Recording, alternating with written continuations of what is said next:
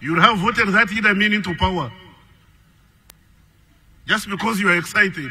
This lady Hirarode comes here promising you heaven and earth as if he has never been to heaven when he has never been. And then you sing and put a finger and say, Hiraroye, Savior. The next day the man turns into a monster. You've created him, you can't remove him. So be careful. We've walked a long path. I'm sure we've faltered along the way. Faltering is not the problem. The problem is inability to learn from your mistakes. The inability to learn from your mistakes is the problem. But making mistakes is human. It's only a stationary car that doesn't raise dust. But when you've raised dust and you've noticed it, do you inherit? No. Not at all.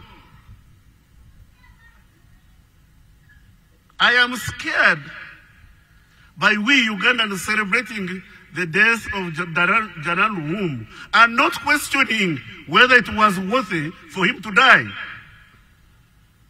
Why? Why did he have to die? Why did he die and we went on with Idi Amin as if nothing had happened?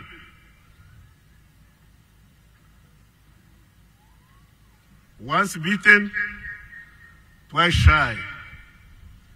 Learn to stand up and speak.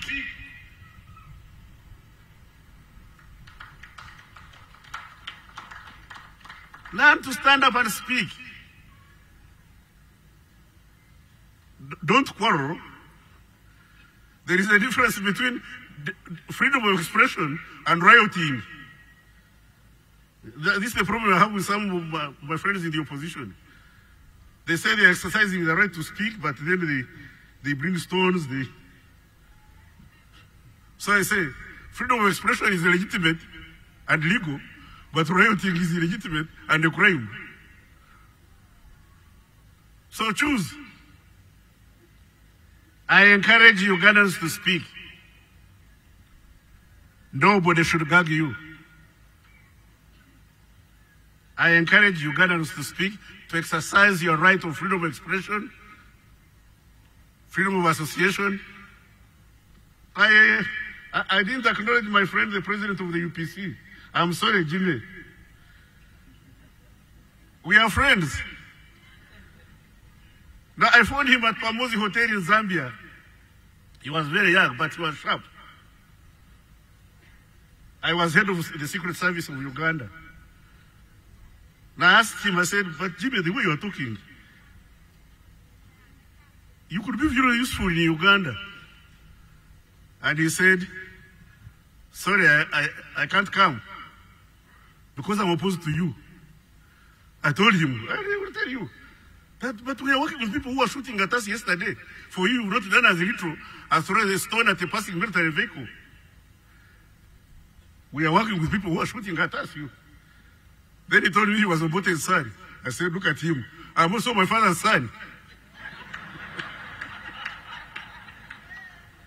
Where is it written? In the laws of Uganda, the laws of the church, and the laws of God, that Obote's son cannot come to Uganda.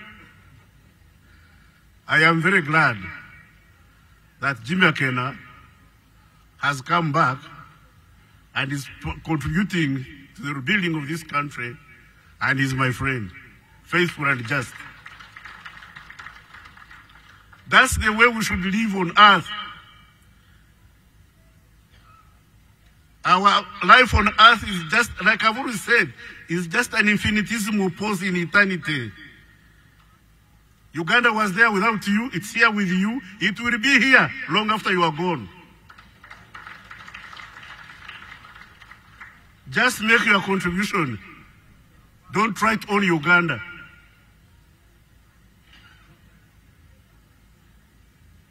Just make your contribution. That's what we ask of you. To be a good Ugandan.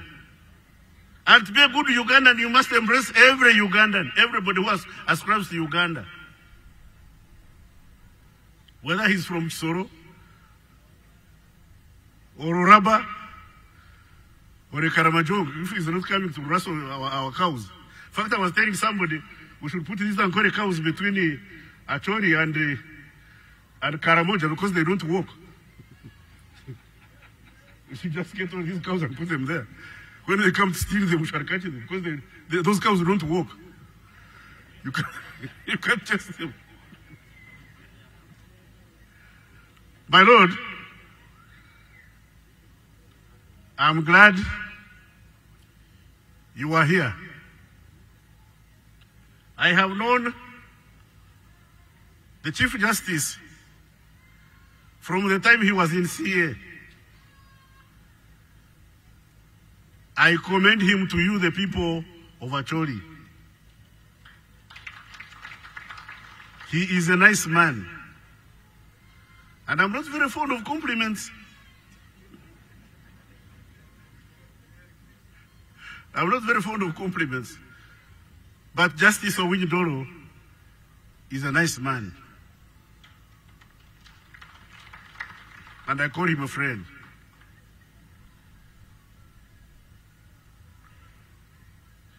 I call him a friend because I saw in him capacity to speak for the downtrodden. My ideological identity is struggle. Struggle for the oppressed. My mantra is voice for the voiceless. I thank you, ladies and gentlemen. And may I take this opportunity to ask His Grace the Archbishop to come and address us. But I thought the Archbishop was going to give us a vote of thanks. Thank you. A round of applause to the Minister of Internal Affairs. Thank you, thank you, thank you.